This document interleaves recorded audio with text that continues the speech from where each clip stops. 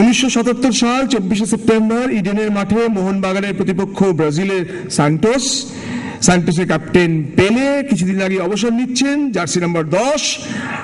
আমরা ভাবছি যে দারুণ ছন্দে দারুণ খেলা দেখব।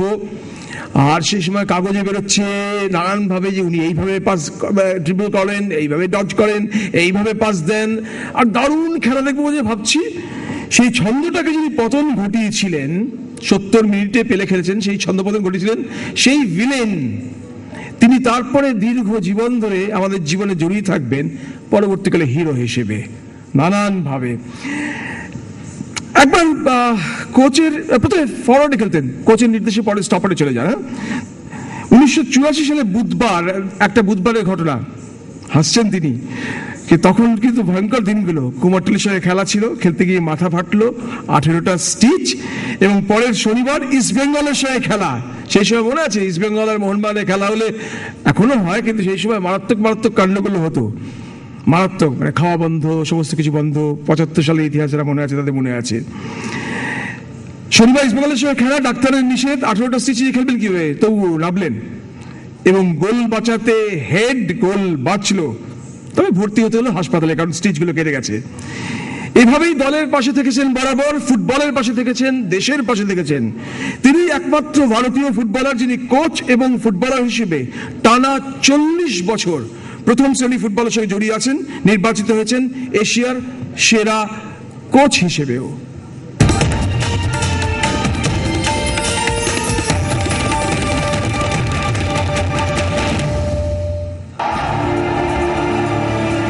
ছেলেবেলা থেকে স্বপ্ন দেখতেন ফুটবল খেলা।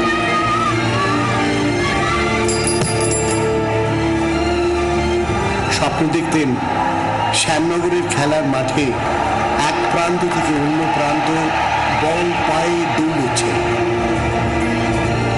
তার পায়ের জাদুতে অবাক মাঠের দর্শক।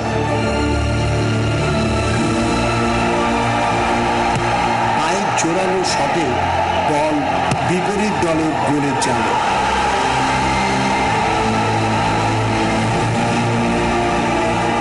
ফার্স্ট ডিভিশন খেলার শুরু মাত্র 16 বছর বয়সে। 1974 মোহনবাগান ক্লাবের ডিফেন্ডার হয়ে যোগদান। এরপর টানা 17 বছরের এক দুরন্ত জার্নি। ডিফেন্ডার হয়ে 58টি গোল রয়েছে তার। সমস্ত জাতীয় স্তরের ক্লাবের সঙ্গে খেলার অভিজ্ঞতা রয়েছে একমাত্র তারই।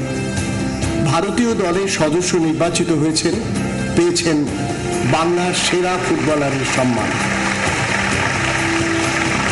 ভারতীয় ক্রীড়া জগতের শ্রেষ্ঠ সম্মান অর্জুন পুরস্কারে সম্মানিত তিনি। খেলেছেন বিশ্বের সেরা ফুটবলারদের পায়ে পা মিলিয়ে।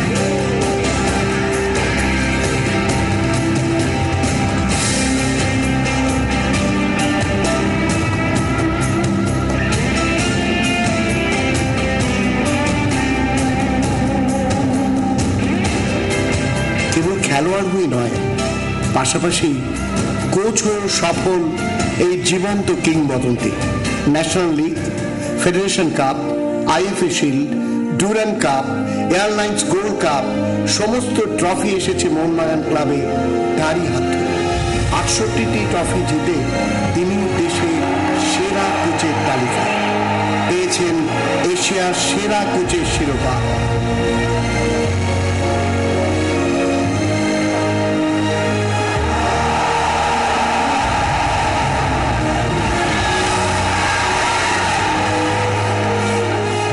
তিনি সুব্রত ভট্টাচার্য, সম্মানিত অনন্য সম্মান।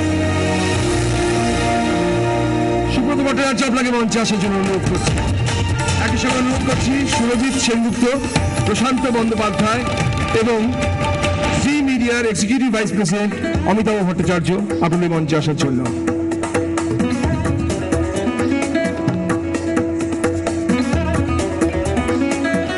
একটা সময় আমরা বলতাম আজকে বাবুদা খেলছে তো, বাস ঠিক আছে এইভাবে বলতাম। এখনো সুব্রত ভট্টাচার্য আছেন তো, এইটা জানলেই আশেপাশে অনেকগুলো লোক দেখি খুব নিশ্চিন্তে বসবাস করে। অদ্ভুত একটা জীবন সুব্রত ভট্টাচার্য।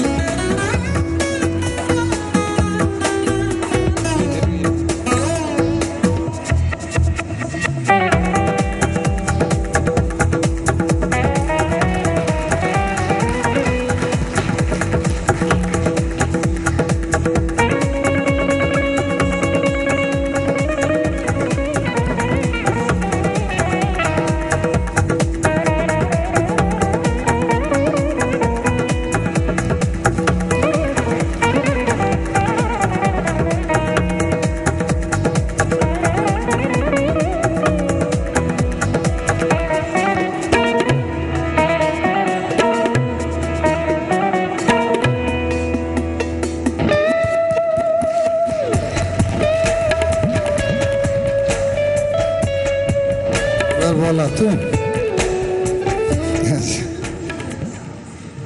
মানে অঞ্জনের সঞ্চালনা এত ভালো যে মুগ্ধ হয়ে শুনছিলাম। দেখুন, প্রত্যেকটা পুরস্কারই একটা অনুপ্রেরণা। আমার বেশ মনে আছে 1962 সালে পিকে ব্যানার্জি এশিয়ান গেমস জিতে দলের অধিনায়ক ছিল, আমাদের ভাটপাড়াতে গেছিল একটা প্রাইজ ডিস্ট্রিবিউশনে।